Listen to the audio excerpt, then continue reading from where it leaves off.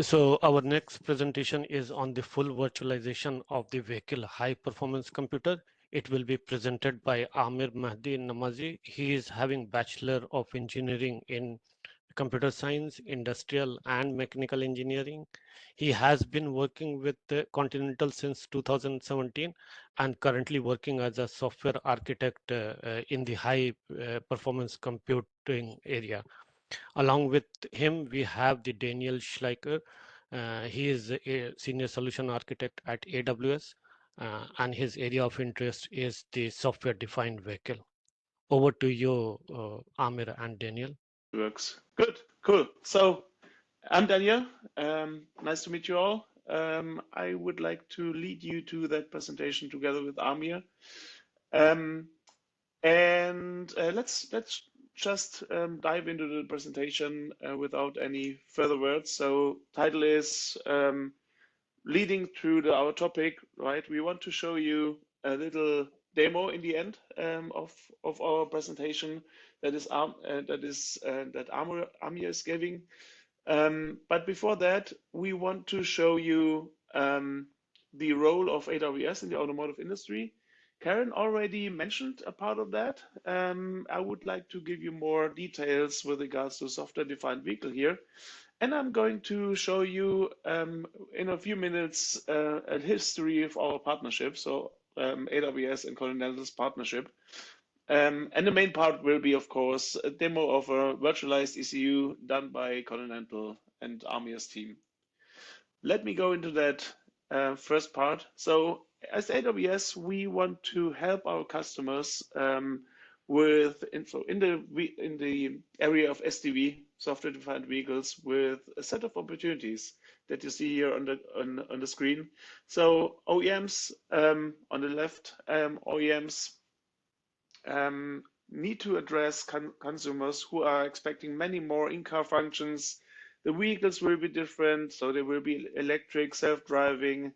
They will be available through traditional purchase channels or other lease models.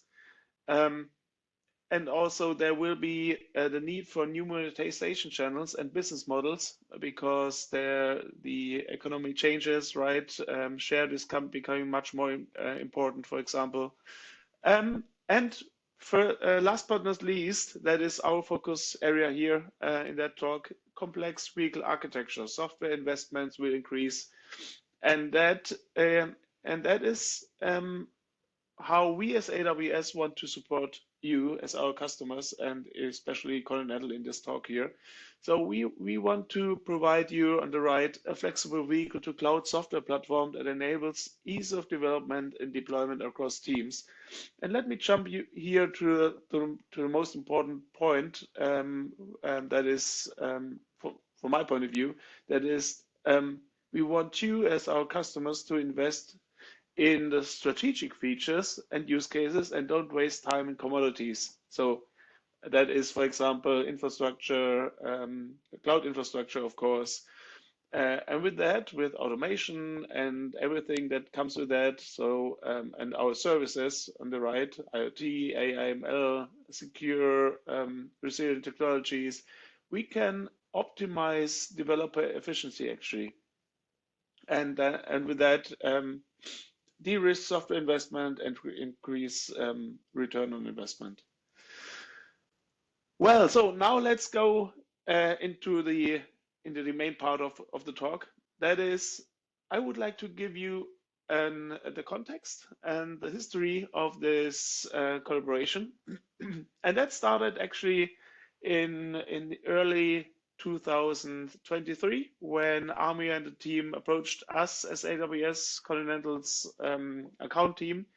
And we had a number of in-person workshops that I remember very well, where we talked about concepts and solutions with regards to creating a new ECU, Continental ECU, that has a hardware part, but also should have a software part. And that this set of like workshops and I've been also part of the stand-ups of the team, of the development team. That led eventually into this picture that you see. That is the our presentation, so Continental's presentation, but with the help of AWS at the IAA Mobility in Munich, where we see on the right a car where the new ECU is deployed, and on the left you see the cloud version of that new ECU, of the software of that new ECU you're going to see in a few minutes.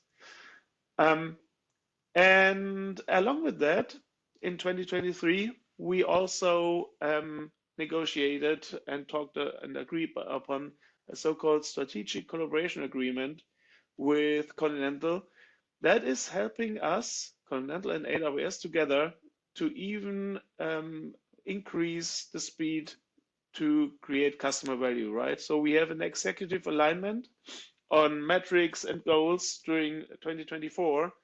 With that alignment, teams are much more able to focus on the deliverables. And we have also focused investments.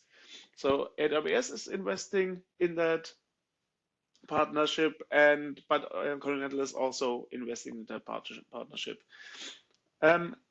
One of the deliverables will be the VECU creator, where we as AWS and together with Continental, we want to create a platform for developers and development teams to create an arbitrary number and to create and manage maybe an arbitrary number of virtualized ECUs. That helps our customers and Continental's customers to be able to scale out software development, right? So with that, having a virtualized ECU in the cloud enables development teams all over the world work on software for a new ECU without having the real hardware sitting on the table next to them. That leads me to to the goal that Continental has with Smart Cockpit HPC. That is the name actually of that new ECU. And the goal is to decrease development time, to decrease the time to market actually. On the left you see the traditional approach, right? You create the hardware first, and then software development comes next. But Continental didn't they wanted to decrease time to market. And how do you do that?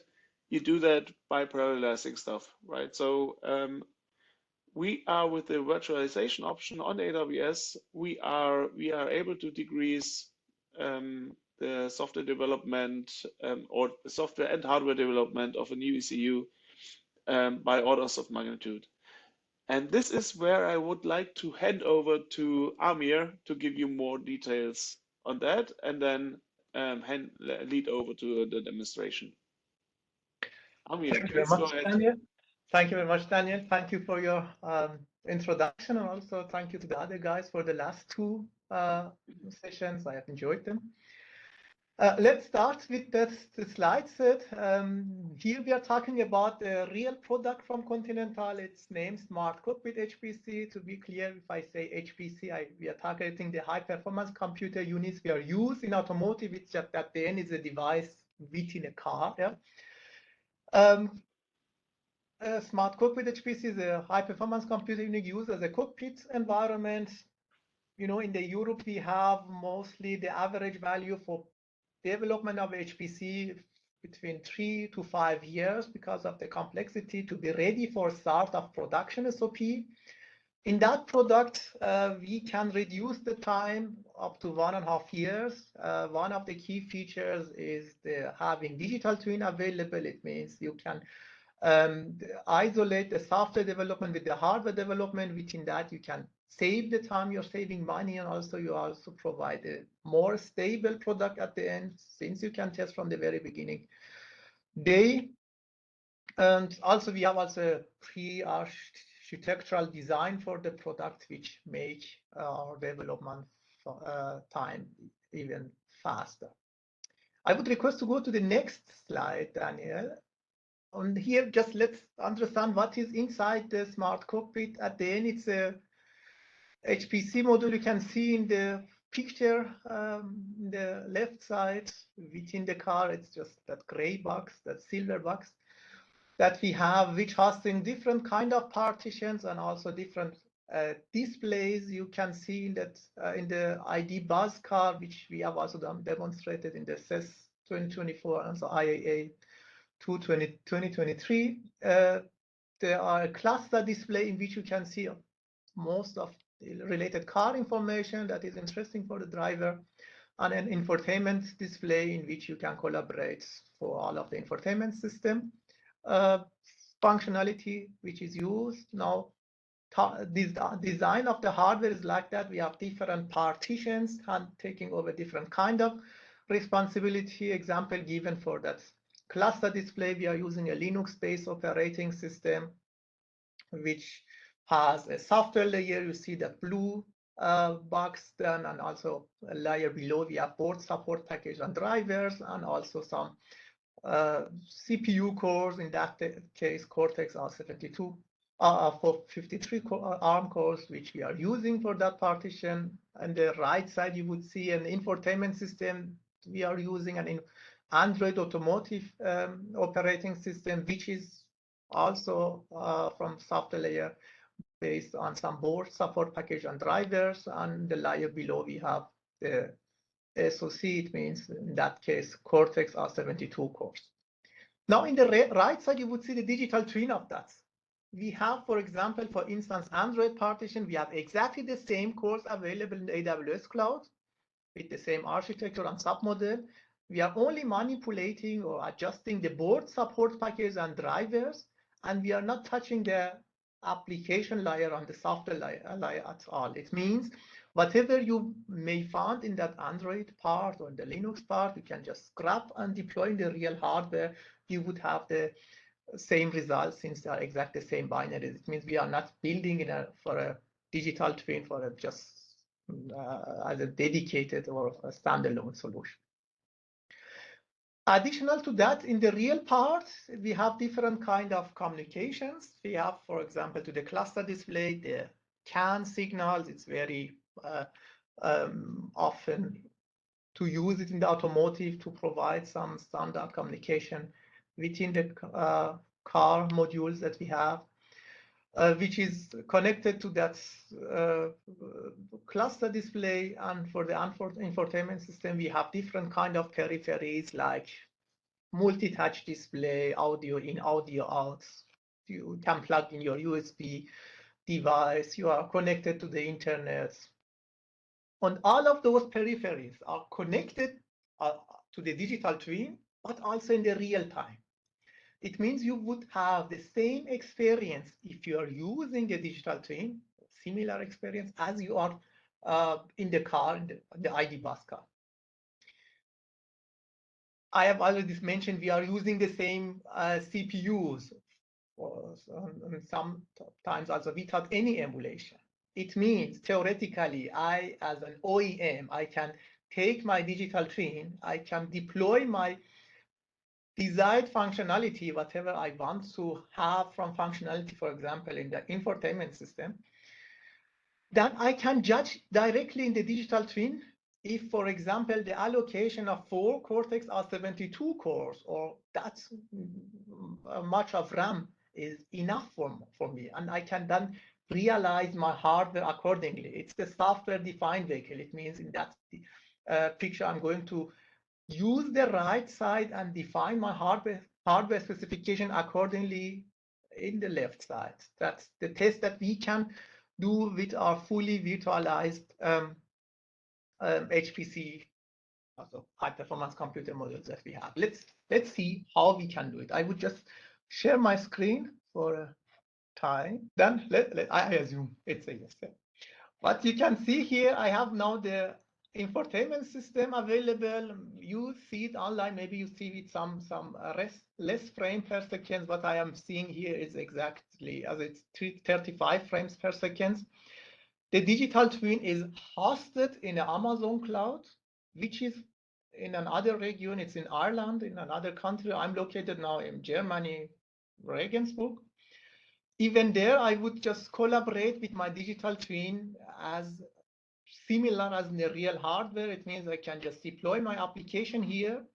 I can open one application. I can just test if the application works. You can hear the music that you have heard. It's being provided from the digital twin, hosted in the cloud, but my local peripheries are connected to the digital twin. It means I can use my multi-touch display. I can use my speakers, my microphone to collaborate with the digital twin as I am in the car. For that, I can use the digital twin for the whole development process of the application perspective, and also from the whole partition perspective. I can integrate them all together and see if the performance are enough. Here I have allocated only that much of cores that are available in the real car. Then I can judge if the application can work together with that performance consumption that they would have. We have also seen we have another display, that's the cluster display. Just let me see the cluster display. As a driver, the most interaction that I have in the cluster display, some scroll wheels that I have that I can just go through those open application. What I have here, most of the interaction is with the car itself.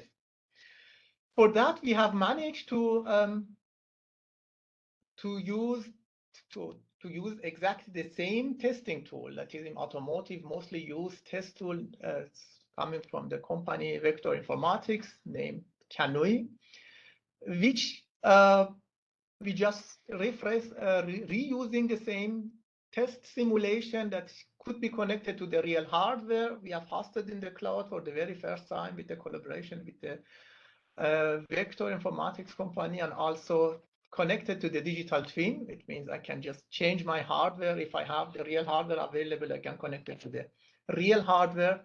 And that panel that you can see here, it's generating those CAN signals, which is coming from car, from some body control unit in the car, which could be the speed signals, the flashlights, and the rest of them. It means if I just simulate the speed signals, you can see at the right side immediately that the CAN signals is available in the cluster display. Even in the real time, I can just check my flashlights. If they are working, I can just simulate whatever I have from car communications or car signals directly here in the digital twin. Even more, I can, as we have now the real car, the ID bus available, we can I can take a laptop with me, connect to the real car, and have a real drive experience and record all of the real signals. I capture all of them and play them back in the digital twin as a real test environment. For that, maybe I would just ask you, Daniel, to just share your screen again. I need some slides from your side, and that would be the next part. Yes, no problem. 1 second. It means for that, I can use my digital twin to test my application. Only one application you have seen. I have just tested my media player app. I hope you have heard it. The music or the navigation app, whatever I have integrated as an application, I can use it as an application developer. I can use as the whole partition integration. It means I can just integrate all of my Android application or all of my cluster application and see if they are working or they're collaborating fine together, or the performance of my digital twin is okay with all of those functionalities all together. Even by the partition tests, it means I have still by the digital twin the benefit I can scope only on one partition. That would not be that easy in a real hardware, since in a real hardware you cannot have flash only one partition, the rest would not work. It means one partition alone is not that easy to be flashed, and then you are missing all of the communication. in digital twin in reverse, we can do it. We can just focus as if I am an application developer or the software integrator in an app, Android partition. I can just focus on my partition, ignore the other one. The rest of the part is maybe less interesting for me. But even more, I can use it as a whole system in the cloud as a HPC. It means that that was the experience. I can send to that auto ZAR partition the CAN signal simulated or recorded from the real car.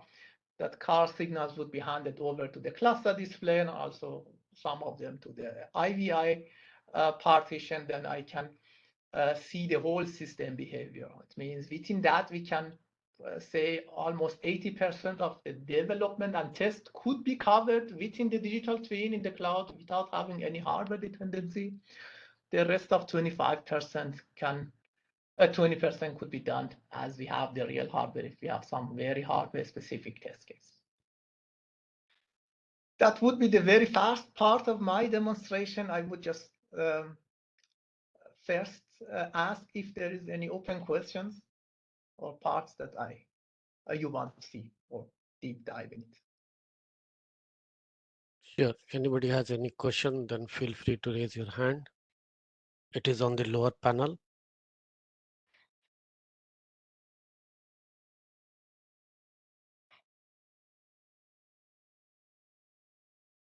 Very innovative presentation. What a great way to develop and release a feature faster to the customer. Thank you, Daniel and Amir. While others are asking question, I was curious, like when you were mentioning about the platform. So, say for example, like a team developing a feature or working on a different feature. So, how they can utilize this platform? They have to collaborate between each other, or they can have their own independent environment. Yeah, thank you. Very good question. Maybe I would just share again for that. To provide you more information. As whatever you have seen now, it's not only targeted to be used for let me click it for example for our own developers. Whatever we have had is hosted on an environment we are naming Continental Cooperation Portal, which also hosting a tool you may already heard about it, that Cage framework. It means we can provide that digital twin as a development and test environment to our customers and also to their third parties. And there we are not hosting only the digital twins. You see those AWS logos are where we are hosting our digital twins. We would have all of the other needed tools that we mostly using in a development phase. It means from requirements to engineering up to the test, all of them you can cover here. It means indeed, come back to your question. We have the whole automation. I can just commit create a development branch in my source code management tool. In that case, you can see the GitHub. Then commit some change there. Automatically, we have a build pipeline that makes the out of those change dedicated digital twin and run it, and you can just connect to it and test it interactively. And also we would have other option to use the continuous test pipelines as we are hosting it in the cloud. It's very easy to automate it, to escalate it, to have 10 of them at the same time or the 100 of them at the same time. It means it would any single users in different scopes from software development to the system developer can use that independently based on their targeted release or their development environment. They can have their own digital twin and use it in the automated or the collaborative way, as I have demonstrated. Okay, so it will not interfere with the other developers' work. No, it means they can just create. That's the benefit of the cloud. They can just create per clicks, 100 of them for every single with different references. You have also mentioned about the AutoSAR, so I'm believing it is AutoSAR compliance. Sure, yeah. Also that was one of the reasons that we have in that case, 3 different partitions, since they have different safety and security requirements.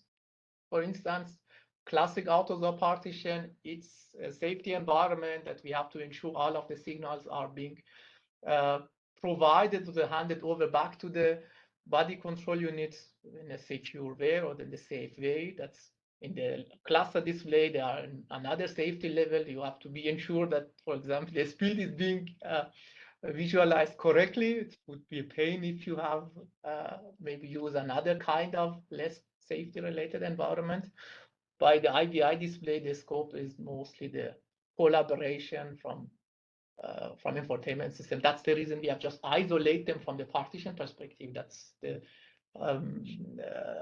that's because of the ASPICE rules or the automotive architectural we have. That's, for example, AutoSAR architecture. Thank you very much, Amir and Daniel.